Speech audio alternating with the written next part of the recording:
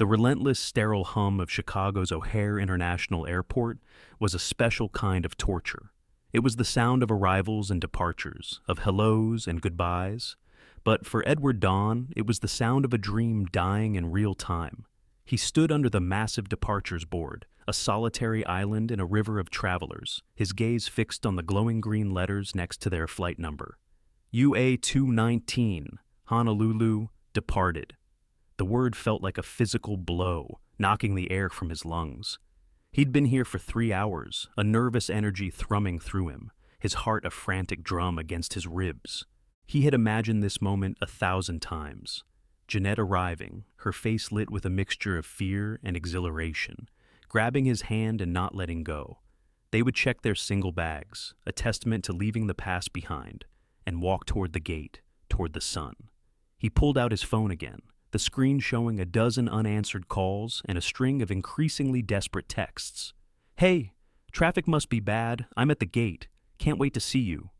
An hour later, "Jeanette, they're starting to board. Please tell me you're close." And finally, 10 minutes ago, "Jeanette, please, just answer." Now, he hit dial one last time.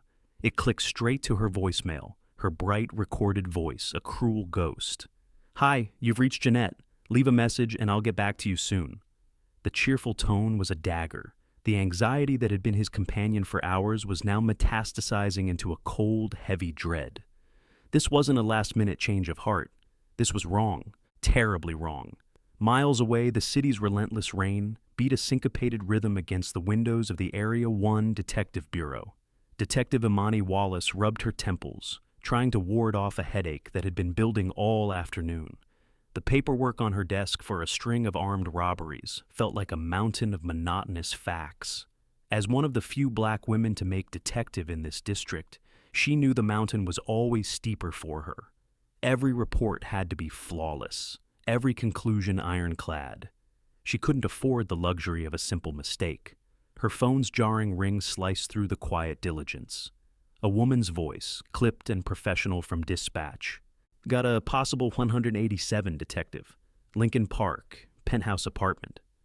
Imani felt the familiar surge of adrenaline cut through her fatigue.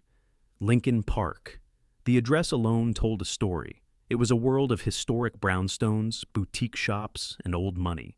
A bastion of Chicago's white elite. Driving through the neighborhood, the rain washing over the pristine, tree-lined streets, she felt like an intruder in a foreign land. It wasn't hostility, not outright, but a pervasive sense of otherness, as subtle and chilling as the October wind off Lake Michigan. The first officer on scene, a young, fresh-faced patrolman named Miller, met her at the velvet rope the building's security had put up. His eyes did a quick, dismissive up and down, a flicker of surprise and skepticism before they landed on the gold shield clipped to her belt. He didn't say a word, but the question hung in the air.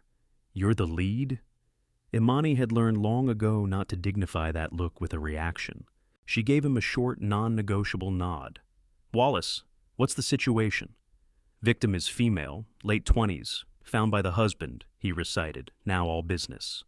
"Looks like a struggle." The elevator ride to the penthouse was silent, the polished brass walls reflecting a distorted, weary version of herself. When the doors opened, the scene that greeted her was a masterclass in violent contrast. The apartment was immense, a palace of minimalist design. Floor-to-ceiling windows showcased the city skyline, a glittering tapestry of light against the bruised purple of the evening sky. An ivory leather sofa, abstract art worth more than her car, a sleek glass coffee table. It was a magazine spread. And in the middle of it all, on a sprawling Persian rug, the illusion was shattered. Jeanette Hornet lay in a pose of broken grace. She was dressed in a stunning cobalt blue silk dress, a choice for a celebration, not a death. But her beauty was marred by the savage, ugly truth blossoming on her neck, a constellation of deep, violent bruises that spoke of hands wrapped with murderous intent. The scent in the air was a sickening cocktail of Jeanette's expensive floral perfume and the faint, coppery tang of death. Imani's gaze took in the room methodically. A toppled floor lamp, a few fashion magazines knocked from the table, signs of a fight, but a short one. Her eyes then fell on the corner of the room, where a high-end designer suitcase stood, packed and ready. an escape. "Looks like she was on her way out," Imani said, her voice a low hum against the quiet hiss of the rain. Officer Miller, eager to be useful now, stepped forward with a large evidence bag. "Not just on her way out, Detective," he said, handing it to her, "and not with her husband." Imani took the bag. Inside, 2 pristine plane tickets lay side by side. She read the details, her blood running a little colder with each word. The first ticket bore the name Jeanette Hornet. The second, for the same flight, UA 219 to Honolulu, departing that very evening, bore a name that wasn't on the lease, a name that didn't match the husband's, a name that was now the first and most important question in a murder investigation. "Edward Don," she said, the name feeling heavy on her tongue. "Who the hell is Edward Don?" The polished oak door of the penthouse swung open, and Zion Gregory entered, a uniformed officer trailing him like a shadow. He was the very embodiment of Chicago's success, tall and sculpted, his frame draped in an Armani suit that probably cost more than a month of Imani's mortgage. His hair was perfectly styled, his watch a subtle glint of Swiss precision. But the moment his eyes fell upon the white sheet covering the form on the floor, that entire facade of control disintegrated. He let out a choked guttural sound and staggered back, his hand flying to his mouth. "Jeanette! Oh my God, no! No, no, what happened?" His voice, which she imagined was usually deep and commanding, was now a fractured, high-pitched cry. He crumpled to his knees, not elegantly, but with the dead weight of a puppet whose strings had been cut, burying his face in his hands as his wide shoulders heaved with convulsive sobs. Imani watched, her expression unreadable. She was a connoisseur of grief, having witnessed its raw, unvarnished form in blood-spattered kitchens and dimly lit alleyways. She'd seen the silent, catatonic shock of mothers and the raging, denial-fueled fury of fathers. Zion's grief felt different. It was loud, demonstrative, and felt meticulously, almost artistically rendered. It was a performance, and he was playing the lead role of the devastated husband with Oscar-worthy commitment.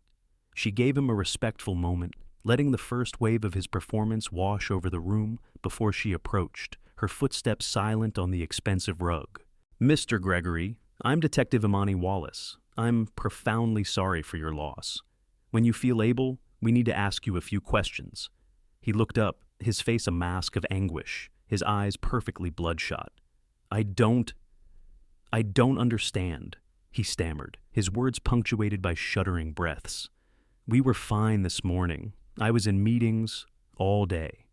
He eagerly offered up his alibi, a digital fortress built on a calendar packed with appointments.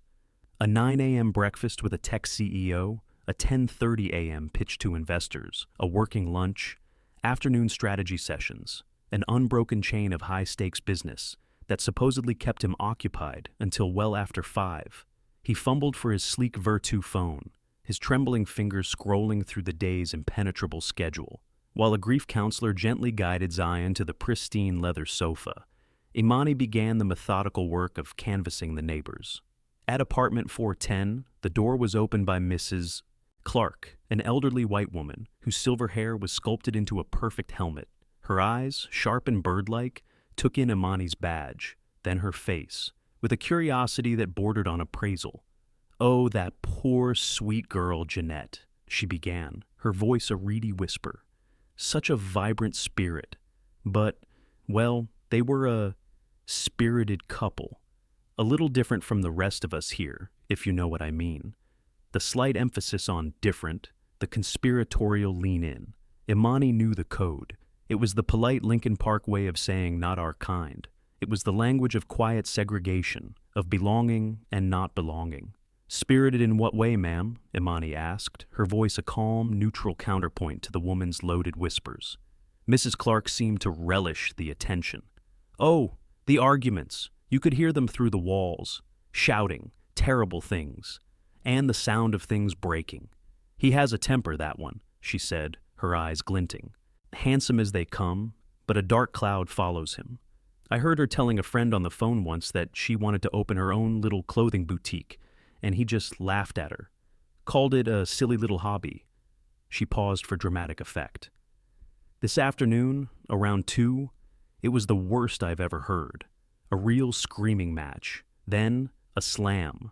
A door slammed so hard I thought a picture would fall off my wall. After that, nothing. Just a dead, heavy silence. Imani meticulously recorded the statement. It was a direct, fatal shot to Zion's airtight alibi. Returning to the crime scene, the pieces began to click into a familiar, ugly shape. A controlling, volatile husband. A wife with dreams of her own, desperate for an escape. A secret lover waiting in the wings. It was the oldest story in the book. Yet, something still bothered her. A detail that didn't fit. She recalled the business card she'd seen on Zion's immaculate desk. It hadn't said electronics repair as Mrs. Clark had vaguely suggested. The embossed letters were clear. Gregory Secure Systems, bespoke high-end security solutions. He wasn't a guy who fixed toasters. He was an expert, a guru of surveillance. He sold peace of mind in the form of impenetrable security networks, high-definition cameras, and silent alarms. A cold, sharp realization pierced through the fog of the investigation. Imani did a slow, deliberate scan of the room. The corners of the ceiling, the smoke detectors, the air vents, all were clean. There wasn't a single visible camera, not one blinking red light. It was more than just strange. It was a screaming contradiction. A man whose entire professional life revolved around paranoia and protection, whose company slogan was likely some variation of always watching, lived in a multi-million-dollar penthouse with absolutely no surveillance. It was like a firefighter living in a house without smoke detectors. It made no sense, unless the point wasn't to keep intruders out, unless the point was to ensure that whatever happened inside these walls remained unseen, or, even more chillingly, seen only by him. The pale morning light filtering into Imani's office did little to warm the chill of the case. Her first call of the day was to a number Zion had provided. Vantage Point Capital, the investment firm. The secretary who answered was a model of corporate efficiency, her voice smooth and professional. Imani identified herself and began to walk through Zion's alibi. Yes, Mr. Gregory was here yesterday for a presentation. The woman confirmed politely. Imani could hear the soft clicking of a keyboard in the background. And his meetings concluded around 5 p.m. Is that correct? Imani asked, keeping her tone casual. There was a pause. The clicking stopped. Let me just double-check the visitor log, the secretary said, a new note of hesitation in her voice. One moment. The silence stretched, thick with unspoken possibilities. Imani held her breath. Actually, detective. The woman came back on, her voice now carefully neutral. It looks like Mr. Gregory signed out much earlier.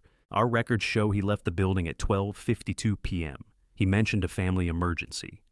12:52 p.m. The first crack had become a chasm. Nearly 4 hours of Zion's day were a complete fabrication. A black hole in his timeline that perfectly encompassed the window of Jeanette's death. The lie was no longer a suspicion. It was a hard fact. Meanwhile, Edward Don sat in the stark gray box of Interrogation Room 2. The man from the airport, anxious and frantic, was gone. In his place was a man hollowed out by grief. His eyes were red-rimmed and sunken, his posture slumped in defeat. When Imani entered and gently closed the door, he looked up, a flicker of desperate hope in his eyes that died almost instantly. She didn't need to say much. He already knew. When she confirmed his worst fears, that Jeanette was gone, his composure shattered completely. A raw animal sound of pain escaped his lips, and he folded in on himself, his head in his hands, his body racked with silent, agonizing sobs. There was no performance here.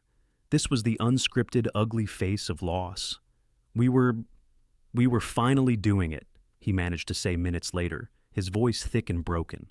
He spoke of their plan, a dream whispered in hushed tones over late-night phone calls and secret coffee dates. Hawaii wasn't just a vacation. It was a promise of a life where Jeanette could breathe, where she could be herself, away from Zion's suffocating control. Tell me about Zion, Imani said softly, pushing a box of tissues across the cold metal table. Edward took a shuddering breath and began to paint a portrait of a marriage that was, in reality, a gilded cage. He described Zion not as a husband, but as a warden. He called it taking care of her, Edward said. a bitter, contemptuous edge to his voice. But it was ownership. He tracked her spending on a shared credit card, questioning every purchase. He'd make passive-aggressive comments about her friends, calling them a bad influence. He wanted her all to himself, not out of love, but because she was his most prized possession. She was beautiful, smart, elegant. She made him look good. The sterile, impersonal room faded away as Edward spoke, replaced by vivid, painful scenes. He described one night when Jeanette had called him, crying, because Zion had found a sketchbook filled with her clothing designs and had called them amateurish and a waste of her time. It was a campaign of psychological warfare, designed to chip away at her confidence until she was completely dependent on him. "Did he know about you?" Imani asked, her pen scratching across her notepad. Edward shook his head vehemently. "No. God, no."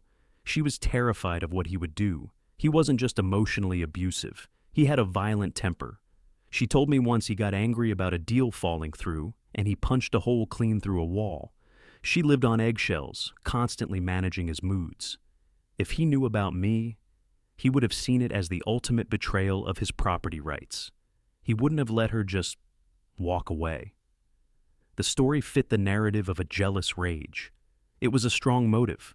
But then Edward leaned forward, his eyes locking with Imani's, and he shared the detail that changed everything, the secret that elevated the crime from a domestic dispute to a high-stakes execution. "It wasn't just his control," Edward whispered, as if afraid the walls were listening. 2 months ago, she found things in his office, bank records from the Cayman Islands, invoices for massive security system installations for companies that didn't seem to exist. She was smart. She started putting it together. He was using his legitimate business as a front to launder money. He took a deep, shaky breath. That's why we had to run. It wasn't just about escaping him anymore. It was about escaping what he was involved in. She made copies of everything she could find, bank transfers, fake invoices, names. She packed them in her suitcase. She called it her insurance policy, her ticket to freedom. Imani felt a chill that had nothing to do with the room's air conditioning. The stakes had just skyrocketed. Jeanette wasn't just a runaway wife. She was a whistleblower. She held the key to unlocking Zion's criminal enterprise, evidence that could not only end their marriage, but could send him to a federal prison for a very long time. His motive was no longer just the wounded pride of a spurned husband. It was the cold, calculated desperation of a man whose entire world was about to be destroyed. The glaring inconsistency of the missing security system gnawed at Imani. It was a loose thread on a perfectly tailored suit, and she couldn't stop herself from pulling at it.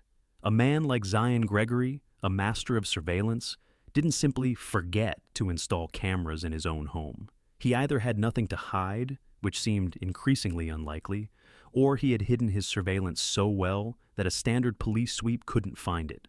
Her intuition, a finely honed instrument sharpened by years of navigating deception, was screaming that it was the latter. She decided to double down, requisitioning a full technical surveillance countermeasures (TSCM) team to return to the Penthouse. This time, they came armed with more than just flashlights. They brought spectrum analyzers, non-linear junction detectors, and thermal imagers. The apartment, once a scene of domestic luxury, was transformed into a landscape of electronic warfare. The team, 2 serious-looking technicians named Diaz and Chen, moved with a quiet, focused intensity, sweeping walls and ceilings, their devices emitting a series of soft, rhythmic beeps. For the first hour, the result was the same. Nothing.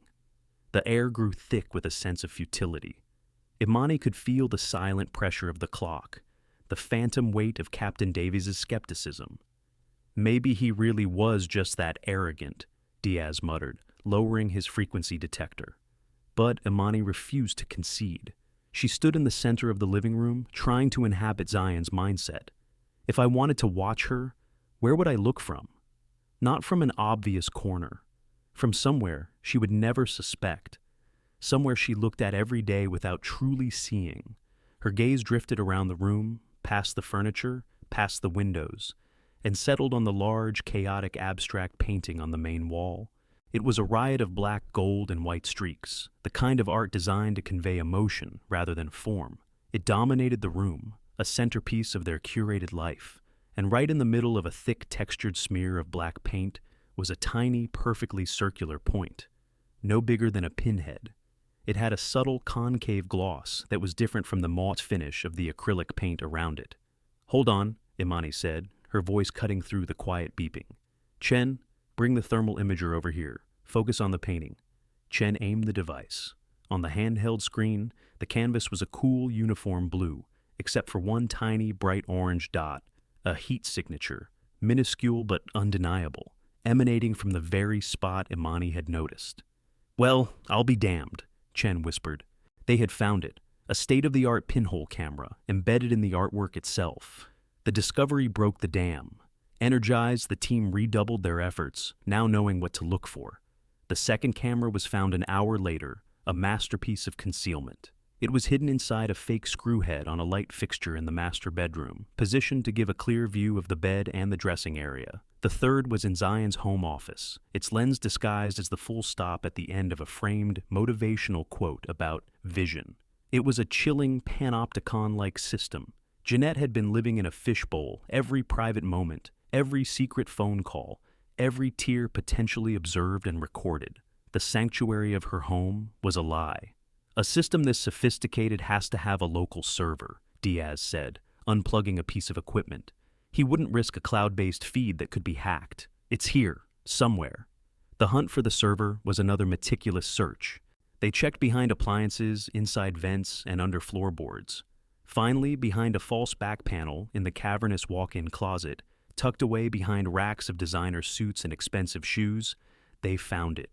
A small, black, solid-state server, humming silently in the dark. "Jackpot," Chen said, a grin spreading across his face as he carefully hooked it up to his laptop. Imani leaned in, her heart pounding with anticipation. This was it. The visual proof. The irrefutable evidence that would put Zion Gregory away forever. The laptop screen flickered to life, displaying a file directory. Chen navigated to the folder for the previous day. A list of video files, time-stamped and motion-activated, appeared. They clicked on the first. It showed Jeanette, a nervous energy about her, as she folded clothes into her suitcase. Another showed her on the phone, her back to the camera. Then, the critical file, 2:05 p.m. The front door opens and Zion storms in, his face a thundercloud of rage. He bypasses the living room camera and heads straight for the bedroom. The next clip from the bedroom camera captured the silent, furious argument, his wild gesticulations, her defiant stance. "Play the next one," Imani said, her voice tight. Chen's fingers flew across the keyboard. He clicked on the file, time-stamped 2:19 p.m. An error message popped up, stark and brutal on the screen. "File corrupt or deleted." He tried the next one. Same message, and the next. A black hole in the timeline, an evidentiary void lasting for nearly a full hour. The recording only picked up again at 3:10 p.m., showing Zion, and only Zion, pacing the living room like a caged animal, his hands running through his hair, his face pale with panic. The triumphant thrill of discovery curdled into bitter disappointment. Zion had been clever. In his panic, he had tried to destroy the evidence. He hadn't succeeded in wiping the whole system, but he had managed to surgically remove the most crucial part, the act itself. They had him on a lie. They had him at the scene, but the smoking gun was, for now, invisible. The documents Jeanette had risked her life to copy were a labyrinth of numbers and legal entities designed to confuse and obscure. Imani was a detective, not a forensic accountant. She knew she needed a guide to navigate this maze, and all the paths she traced led back to a single name that appeared with unsettling frequency in Zion's financial life: Marvin Gentry. According to his online profile, he was the CFO of a high-flying investment bank, a respected figure in Chicago's financial circles. According to Jeanette's journal, he was Zion's best friend, college roommate, and, potentially, his partner in crime. Marvin Gentry's office was a testament to his success. Perched on the 40th floor of a gleaming skyscraper on Wacker Drive, it offered a panoramic vista of the city and Lake Michigan. The air smelled of success, a blend of expensive leather, polished wood, and subtle cologne. Marvin himself was the picture of corporate grace. He was around Zion's age, fit and handsome in a way that spoke of expensive gym memberships, his suit flawlessly tailored. He greeted Imani with a firm handshake and a practiced somber smile, gesturing for her to take a seat in one of the plush leather chairs facing his massive mahogany desk. "Detective, this is just a terrible, terrible tragedy," he began, his voice a smooth baritone calibrated for boardrooms and client dinners. "Zion is completely broken. They were inseparable, the perfect couple. I'm still in shock." Imani let the performance play out, her expression neutral. She had no interest in his feigned sympathies. She cut straight to the chase. "We're trying to establish a clear timeline for the day of Jeanette's death. Mr. Gregory stated he was in meetings here until after 5 p.m. We know now that he left this building at 12:52 p.m. Can you tell me where he went?" The practiced smile on Marvin's face faltered, just for a second. A muscle twitched in his jaw. He cleared his throat, buying a moment to recalibrate his lie. "Ah, right, of course. After his investor pitch, he called me. He was feeling a bit drained. We decided to grab a late lunch at Gibson's. We were there for hours, just talking, hashing out some new business strategies. He was with me, detective, until at least 4 o'clock. It was a smooth, well-rehearsed lie, delivered with the confidence of a man used to people believing whatever he said. A direct accusation would just make him lawyer up." Imani shifted her strategy. She slid a few key documents from her briefcase, a bank transfer to a shell corporation in the Cayman Islands, a highly inflated invoice for security hardware, and placed them on the gleaming, uncluttered surface of his desk. "We found these among Jeanette's personal effects," Imani said calmly. "It seems she developed a keen interest in her husband's business finances. As a CFO, I'm sure you can appreciate why these might raise some questions. Large, untraceable offshore transfers. Invoices for goods that seem to have no corresponding inventory. It's unusual." The color drained from Marvin's face. He stared at the papers as if they were radioactive, his carefully constructed composure crumbling. The juxtaposition was stark. The symbols of his legitimate success, the corner office, the power suit, were now contaminated by the evidence of a dirty, criminal underworld. I have no knowledge of Zion's day-to-day operations," he stammered, his voice losing its smooth cadence. "My role is purely advisory, high-level strategy." "Is that so?" Imani pressed gently, leaning forward slightly.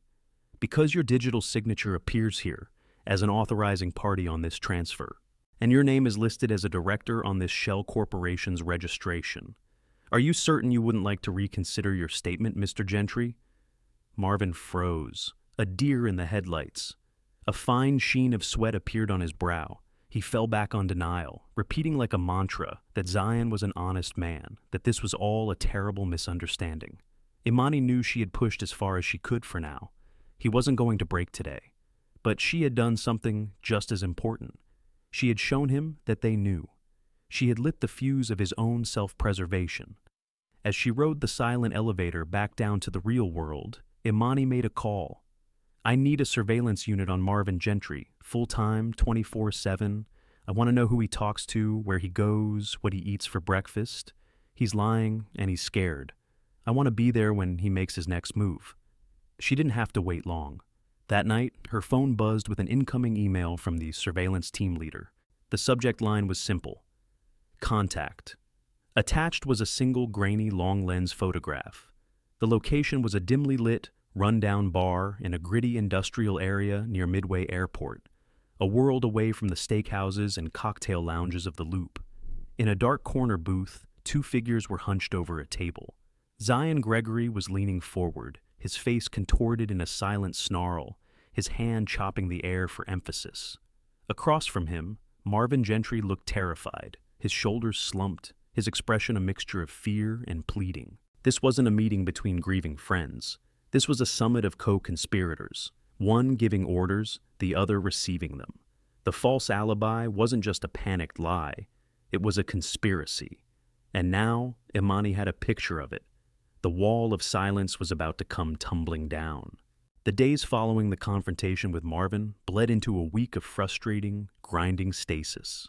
The investigation had slammed into a wall of expensive legal maneuvering and calculated silence. Zion Gregory, shielded by a team of lawyers who were notorious for their ability to turn police procedure into a legal minefield, remained completely mum.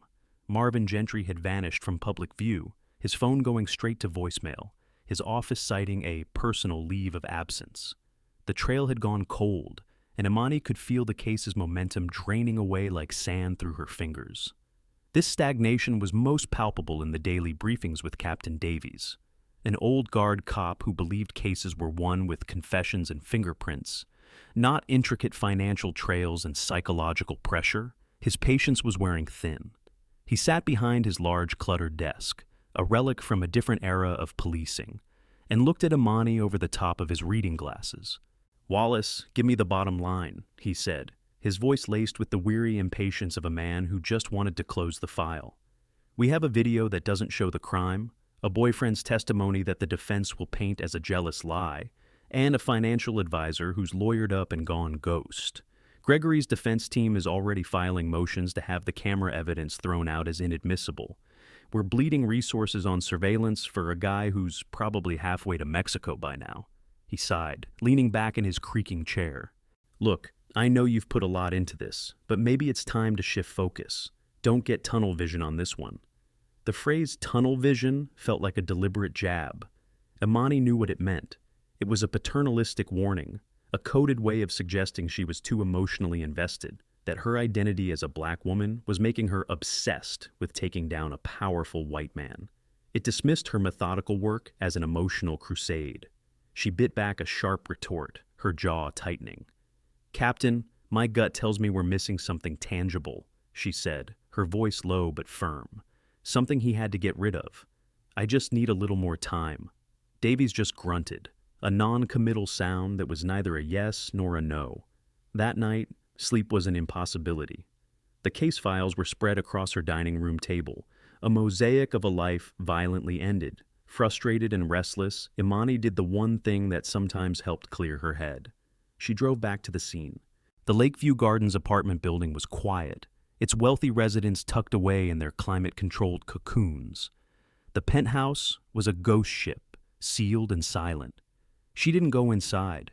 Instead, she stood across the street, the cold autumn air biting at her cheeks, and just looked up at the dark windows. She tried to think like Zion. "You've just killed your wife. You're in a panic.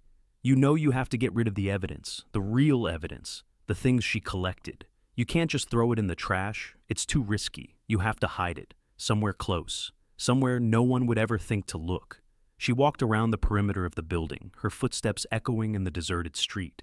She came to the small, manicured garden at the rear of the property.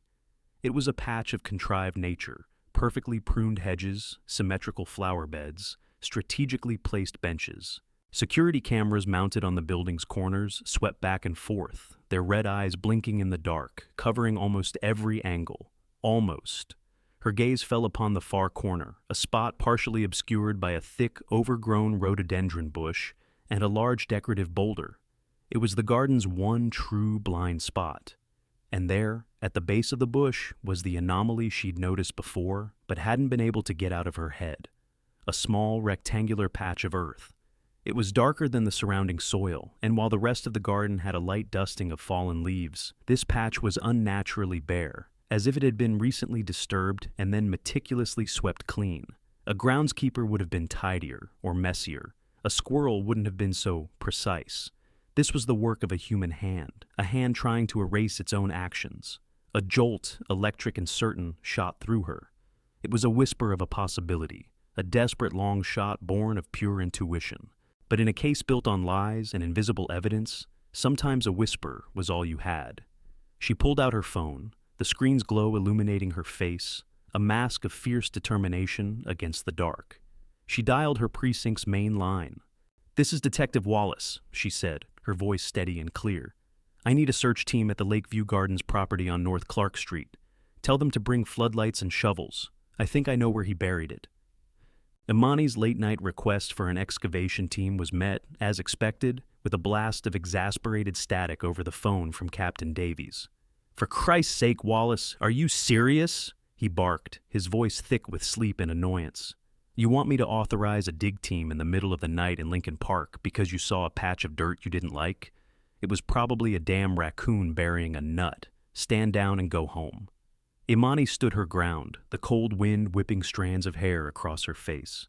"Captain, listen to me," she said, her voice calm but unwavering. "Zion Gregory is not an idiot. He's a security professional who understands forensics and police procedure. If he needed to dispose of physical evidence, he wouldn't throw it in a dumpster behind the building. He would find the one place he knew was unobserved. This spot is a perfect blind spot from every single one of the building's security cameras. I'm telling you, it's there. Please trust my gut on this." There was a long, crackling silence on the other end of the line. Imani could picture Davies in his bed, rubbing his tired face, weighing the potential overtime costs and public spectacle against the slim chance she was right.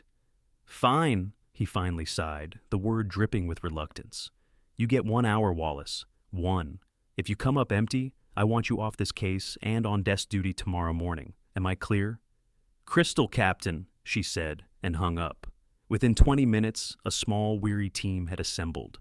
The powerful beams of portable floodlights sliced through the darkness, casting long, dancing shadows and turning the manicured garden into a stark, overexposed stage. They began to dig, their shovels sinking into the soft, damp earth with reluctant thuds. The work was slow and painstaking. Every shovelful was carefully sifted. Minutes stretched into a half hour, then 45. They found nothing but soil, tangled roots, and a few landscaping pebbles. The team's morale plummeted. The officers exchanged tired, knowing glances. This was a wild goose chase. Imani felt a knot of anxiety tighten in her stomach. The clock was ticking. Davies's threat of desk duty echoed in her ears. She stared at the disturbed earth, her mind racing. What did he bury? It had to be small, digital. A hard drive, a thumb drive, something Rocco could find. That was it. Rocco. A desperate last-ditch idea. She grabbed her radio. "Dispatch, this is Wallace. I need a K9 unit at my location, the electronics detection dog. I need Rocco." There was a pause, then a confused voice crackled back. 10-4, detective. K9 is en route." 15 minutes later, a specialized K9 SUV pulled up. The handler, a wiry officer named Santini, led Rocco out of the vehicle. The Belgian Malinois was a bundle of coiled energy, his intelligent eyes scanning everything, his tail a blur. Rocco wasn't trained on the scent of drugs or explosives. His highly specialized nose was tuned to the unique chemical signature of triphenylphosphine oxide, a compound used as a flame retardant in the circuit boards of almost all consumer electronics. To Rocco, a hidden cell phone smelled as strong as a steak. "What are we looking for, detective?" Santini asked.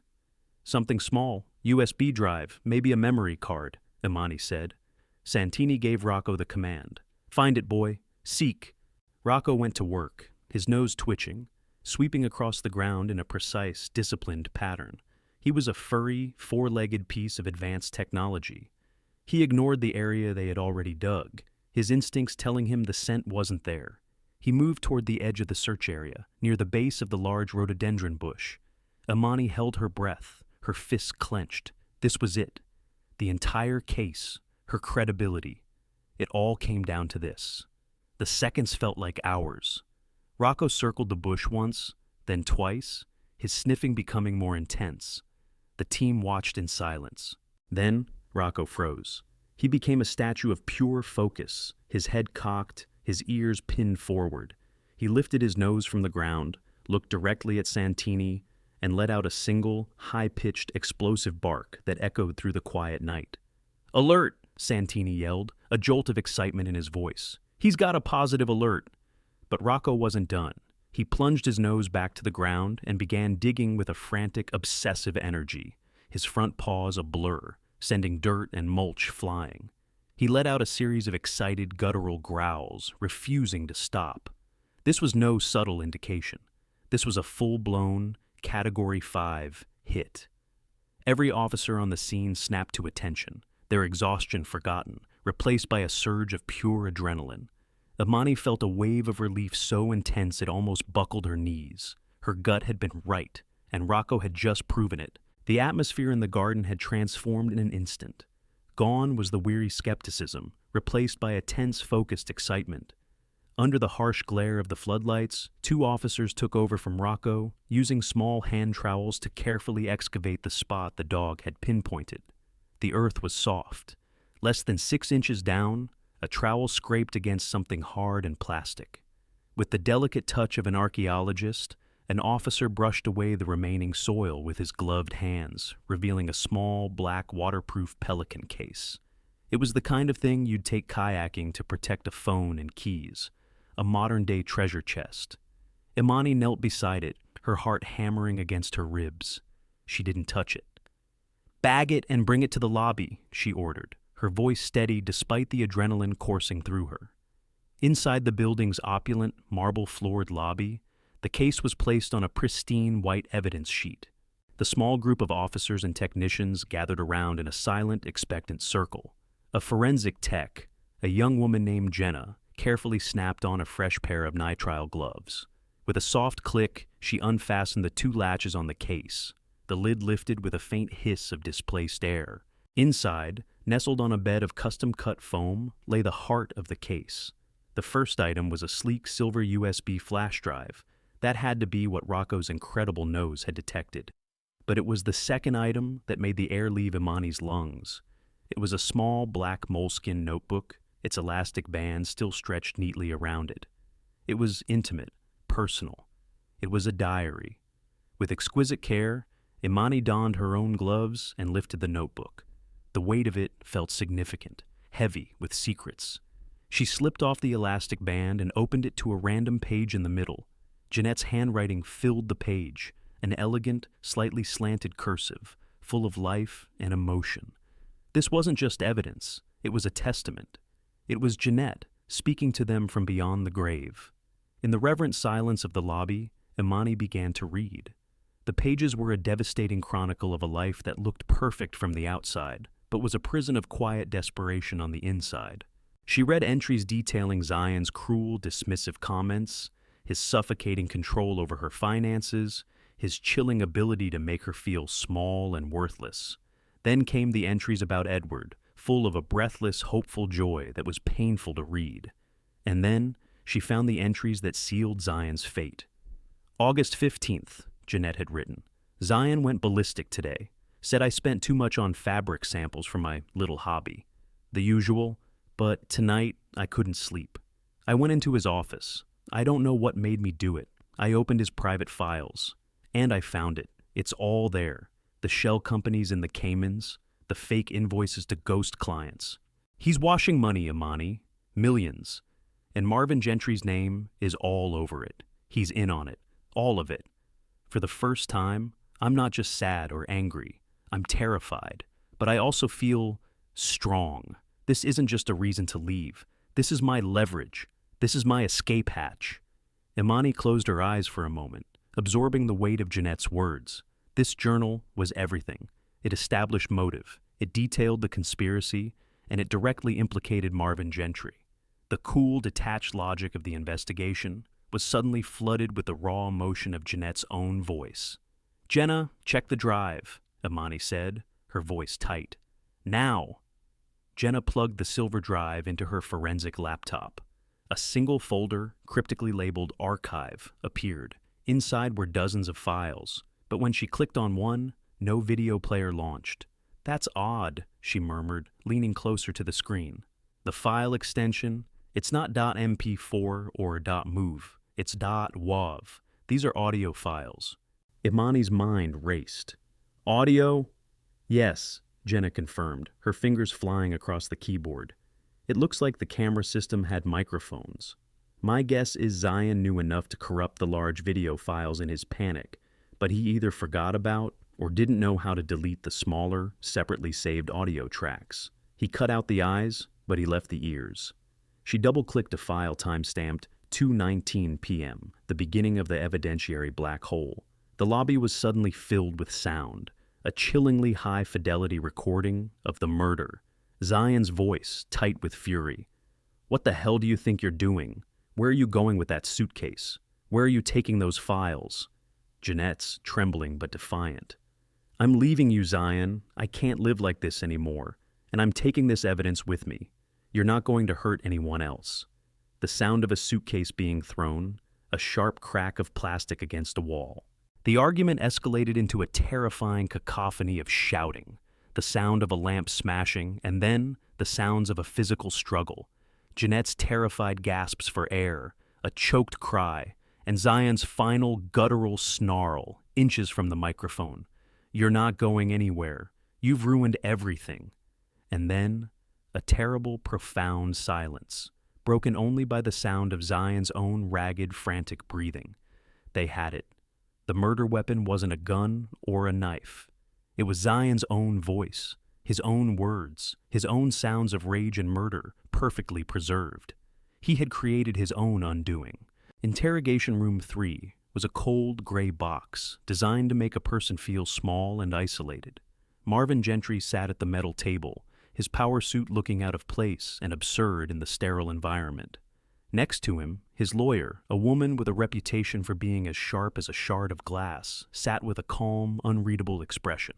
Marvin himself looked pale and sleep-deprived, but he was trying to project an aura of indignant confidence. He was a victim here, a man whose good name was being dragged through the mud because of his friendship with a grieving husband. He believed the strategy was simple: say nothing.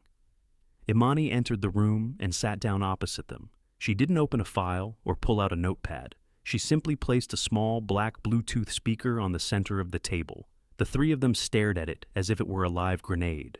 She met Marvin's gaze, held it for a long, silent moment, and then pressed the play button on her laptop. The sounds of that terrible afternoon flooded the small room, a horrific audio drama playing out in real time. Zion's rage-filled accusations, Jeanette's desperate, defiant replies, the crash of the lamp, the sickening, muffled thuds of a physical struggle, and then Zion's final murderous snarl, followed by the awful, ragged sound of his breathing in the silence. When the recording ended, the only sound in the room was the low hum of the overhead fluorescent lights. The mask of confidence on Marvin's face had completely dissolved, replaced by a ghastly, wide-eyed look of pure horror. He was white as a sheet, his mouth slightly agape, staring at the speaker that had just channeled the sound of his best friend committing murder. The abstract had become brutally, audibly real. His lawyer, a seasoned professional, knew a losing hand when she saw one.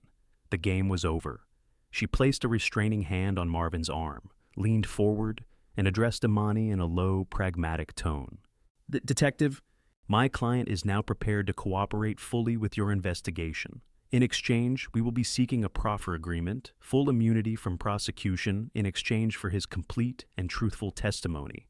Marvin's breakdown was as swift as it was total. The carefully constructed wall of loyalty, built over decades of friendship and shared secrets, had been obliterated by a 2-minute audio file. His confession came out in a torrent of whispered, fragmented sentences, the words of a man desperately trying to distance himself from the abyss that had just opened up at his feet. "Zion called me right after he left the investor meeting," Marvin stammered, his eyes darting around the room, unable to meet Imani's gaze. He was frantic. Said he'd seen Jeanette on the cameras, packing the files, packing a suitcase. He said he was going home to fix it. I told him to be careful, to just let her go. But he wasn't listening. He was in a rage. He squeezed his eyes shut, as if trying to block out a memory. An hour later, he called back. His voice. I've known him since we were 18. I'd never heard that sound before. It was dead. He just said, "I messed up, Marv. It all went wrong." He told me to be his alibi, to say we had lunch. I agreed. He's my friend. I don't know what I thought. Maybe he hit her. Maybe they just had a terrible fight. I never, ever thought that she was dead. His testimony was a crucial piece of the puzzle, corroborating the timeline and Zion's state of mind. But Imani knew there was more. She pressed him on the financials, on the motive that went beyond a simple domestic dispute. And that's when Marvin, in a final act of self-preservation, revealed the secret that underpinned the entire tragedy. "It wasn't just creative accounting," he whispered, staring at his own pale, trembling hands on the table. "It was worse. A year ago, Zion's company was on the verge of collapse. He'd lost 2 major contracts. He was drowning in debt. So he cooked the books to look profitable? Imani prompted. Marvin shook his head. He did more than that. He took out a loan, a huge one, not from a bank. He paused, swallowing hard. He got in deep with a loan sharking outfit from the South Side, a crew run by a guy they call the Croatian. These aren't people you can file for bankruptcy with, detective. Their interest rates are impossible, and their collection methods are medieval. Zion was getting death threats. His car was firebombed last month. He was terrified. He was laundering money not just for greed anymore, but to try and pay these people off before they came for him. The final piece clicked into place with horrifying clarity. Jeanette wasn't just threatening to expose Zion to the IRS. She was holding the evidence that would cut off his only source of income, the illicit funds he needed to keep violent, ruthless criminals at bay. In her desperate bid for freedom, she was inadvertently signing his death warrant. Zion's final, brutal act wasn't just about stopping his wife from leaving, or even about preventing his financial ruin. It was the frantic, savage act of a man trying to stop the clock on his own execution. Armed with the chilling audio file, Jeanette's journal, and Marvin Gentry's full confession, the arrest warrant for Zion Gregory was signed before dawn. There would be no flashy televised takedown. Imani wanted this to be quiet, professional, and absolute. She led a small, grim-faced team to the sleek downtown office building that housed Gregory Secure Systems. They rode the elevator up in silence, the air thick with the grim finality of their task. They found Zion in his glass-walled corner office, staring out at the Chicago skyline, as if he were the king of all he surveyed. When he saw Imani, flanked by two uniformed officers, standing in his doorway, the warrant held firmly in her hand, his expression didn't flicker. There was no shock, no denial, no fear. There was only a profound, hollow weariness, the look of a chess player who sees the checkmate 3 moves away and is simply tired of playing. So, Marvin finally grew a spine, did he? Zion asked, his voice calm, almost conversational. He didn't resist as an officer stepped forward, instructed him to turn around, and clicked the cold steel of the handcuffs around his wrists. He just rotated his head slightly to look at Imani, a flicker of something, not remorse, but a kind of bitter respect in his eyes. Back in the familiar gray confines of Interrogation Room 3, after a perfunctory and brief consultation with his lawyer, Zion waived his right to remain silent. It wasn't a breakdown or a moment of conscience. It was a business decision. The evidence against him was overwhelming. A trial would be a costly, humiliating formality.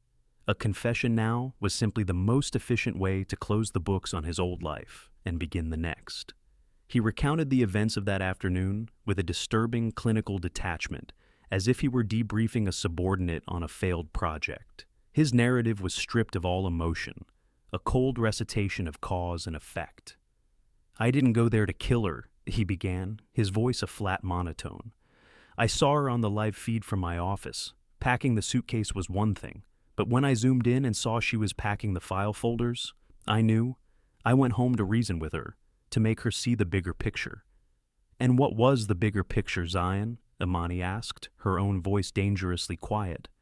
A flicker of a sneer touched his lips. "That she was a fool, that she was playing with fire she couldn't comprehend.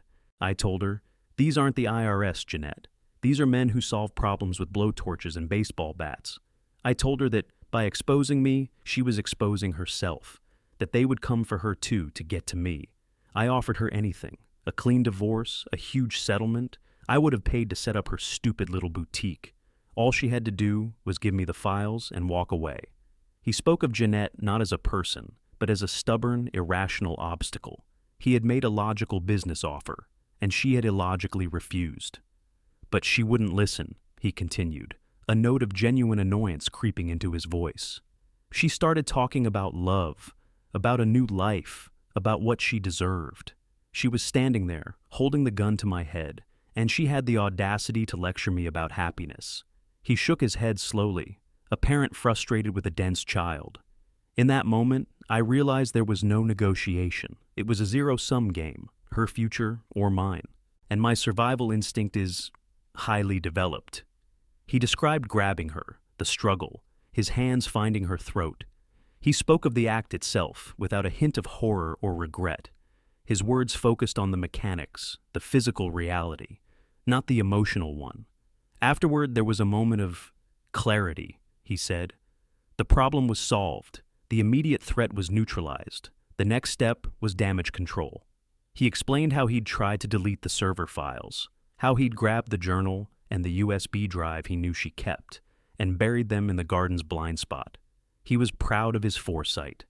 Imani listened, a cold knot forming in her stomach. This was not a man who had lost control in a fit of passion.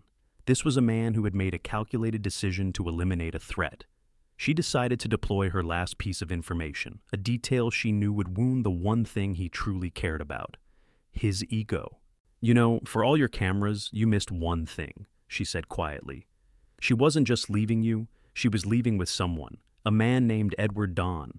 They had tickets to Hawaii. He was in love with her. He waited all night for her at the airport.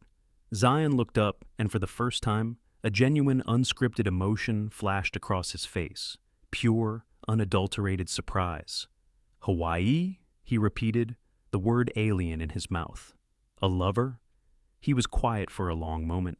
Then, a slow, ugly smile spread across his face. It was a smile of pure, nihilistic irony. Well, what do you know? He said, almost to himself.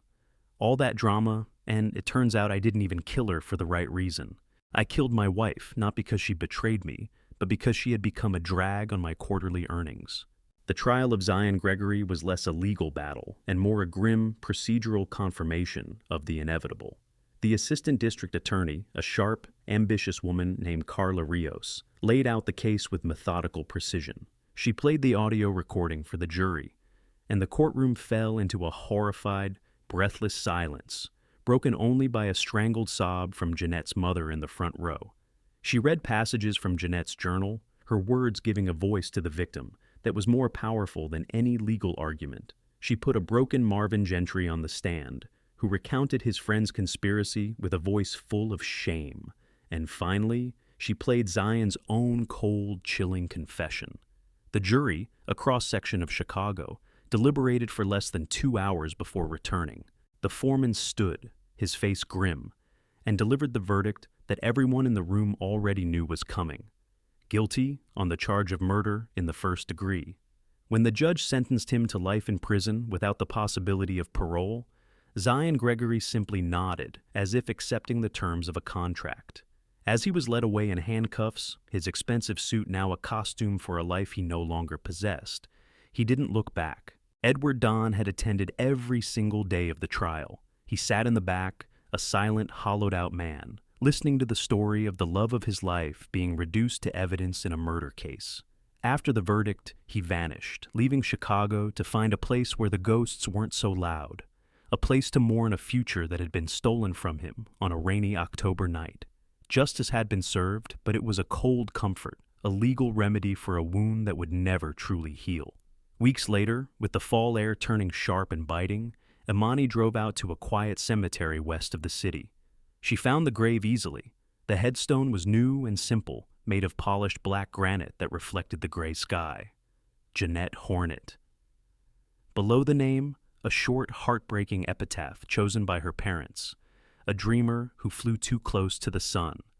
Imani placed a bouquet of white lilies, a symbol of restored innocence, at the base of the stone.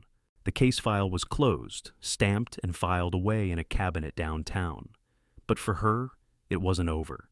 It lived in the memory of Jeanette's hopeful handwriting, in the sound of Edward's broken sobs, in the chilling emptiness of Zion's eyes. She had navigated the subtle racism of witnesses and the political impatience of her superiors. She had trusted her intuition when logic hit a dead end. She had found the truth. But the truth was ugly, and it didn't bring Jeanette back. Standing there, in the quiet company of the dead, she thought about the core of the tragedy. It was a story about the illusion of control. Zion Gregory, a man who built an empire on monitoring and controlling threats, had become consumed by the need to control everything in his own life, his image, his finances, and most fiercely, his wife. He saw her not as a partner, but as his most valuable asset, and her desire for independence was, to him, a malfunction that needed to be corrected. His surveillance system wasn't for protection, it was for possession. In his desperate pathological need to control her, he had lost control of the one thing that mattered, his own humanity. By extinguishing her future, he had irrevocably destroyed his own. The sun began to dip below the horizon, setting the clouds on fire with brilliant streaks of orange and purple, a beautiful end to a day. Imani took a deep breath, the cold air filling her lungs. Justice was a concept, a verdict, a sentence. But the real result was just loss, a life unlived, a love story unfinished. She turned and walked back toward her car, leaving the flowers and the ghosts behind. The city was waiting, full of other broken stories, other truth buried in the dark, waiting for someone to come looking for them. Her work was never really done.